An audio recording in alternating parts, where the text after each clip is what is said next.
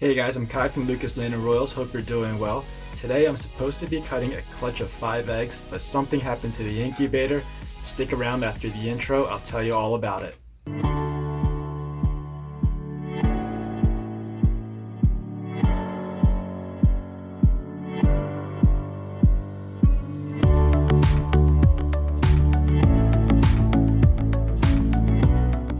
So about 3 weeks ago, my incubator was found to be off. Usually I check that incubator every 2 to 3 days, sometimes even on a daily basis, but I went away on a business trip and when I came back I lost sight of that. And so at most the incubator had been off for 6 days. That means for 6 days those eggs were not at the optimal development temperature, which is around 88 to 90 degrees. I found the incubator at I think 77 or 78 degrees. Now this clutch started off as 7 eggs and I lost 2 of them very early on in the incubation process. Post the incubator incident, something started to happen with 2 more eggs, and I'll show you what that's all about in the next footage. Alright, so here we are. Now I started this clutch with 7 eggs, lost 2 of them, and then what happened was either a power outage or somehow the heat got turned off in the incubator. And what happened after that was an egg started to look as if it was going translucent.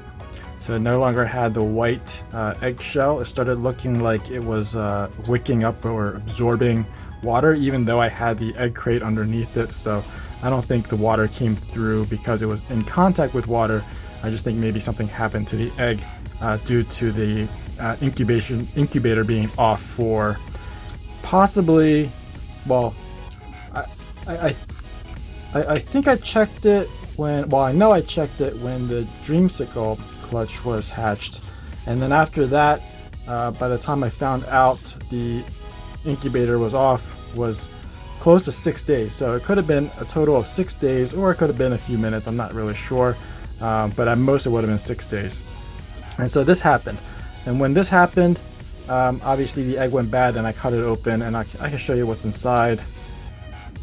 I did freeze this just so I can show you, and it was already thawed out. You can see there's development. It looks really close to a hatchling that you would see when fully developed.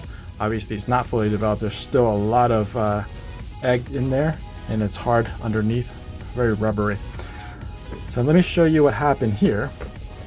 Here is another one, and I'm still not sure if this is successful, but you can see how this here is the normal color eggshell, and then over here you can see how it looks like it's going translucent and it's wicking up water. So as a last ditch effort, I did cut a slit in here because I was afraid that once it was all engulfed in water, when it was all completely engulfed in water, then the hatchling would drown.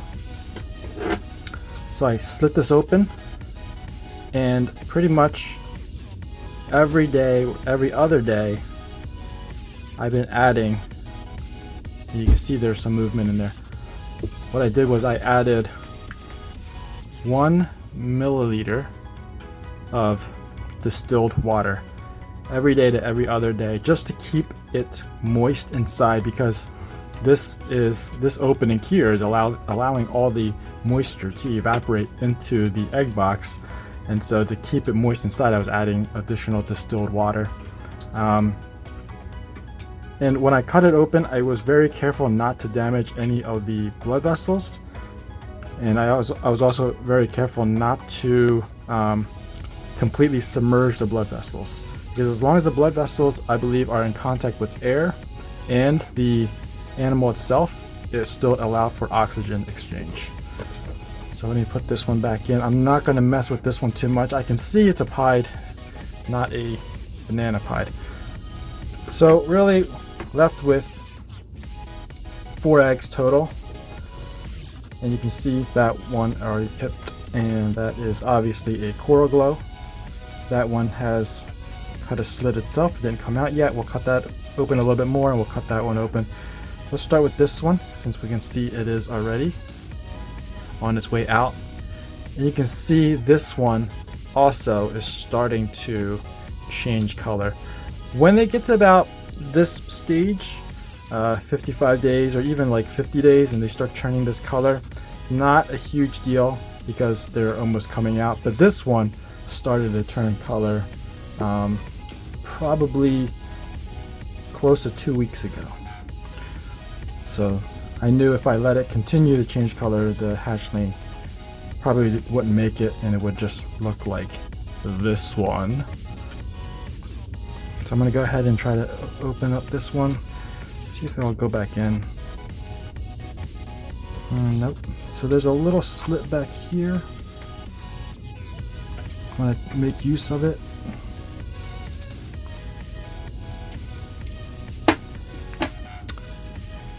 Sometimes it's better just to tear it rather than try to cut too close to the egg. We can see a little bit of separation. So what I like to do is get the scissor close to the head and then cut away from it rather than cut towards it. And these scissors are found in the pharmacy area, or near the nail care aisle. Wow, and this one is really, really cool. So I don't know if my Coral Glow, and it is Coral Glow, not banana, even though they're pretty much the same thing. They are the same thing. I don't know if my Coral Glow male is a male maker or a female maker. I'm guessing it's a male maker because most of them are. You can see really, really pretty. This one is, you can tell it's about to come out because there's no bright red blood vessels anymore. They've all been absorbed.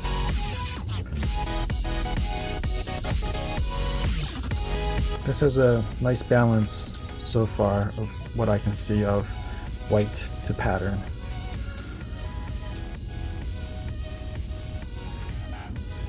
Moving on to the second egg.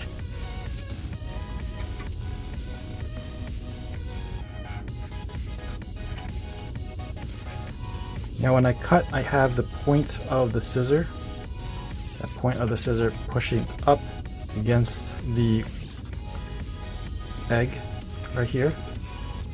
You can see the mark that the scissor's making underneath it. And that's just so I don't accidentally cut the hatchling inside.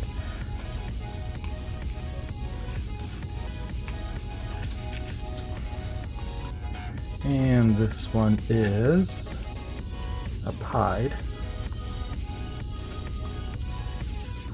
So if the Coral Glow male that I have is a male maker, then that one would be a male, and most likely this one would be a female. Looks to be low white and looks to be upside down. The head is right over here, I can see it, and this is its tail.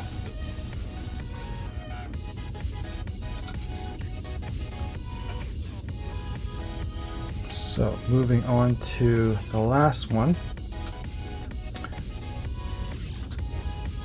and you can see this one is starting to wick through as well. So let's hope for another Coral Glow.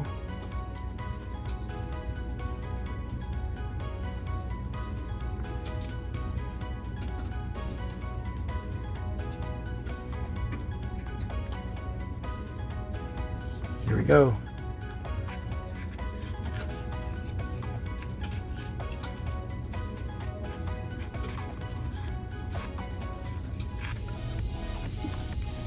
Big reveal.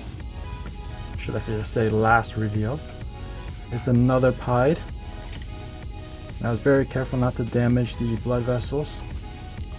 These blood vessels don't actually have any nerves, so they won't feel any pain.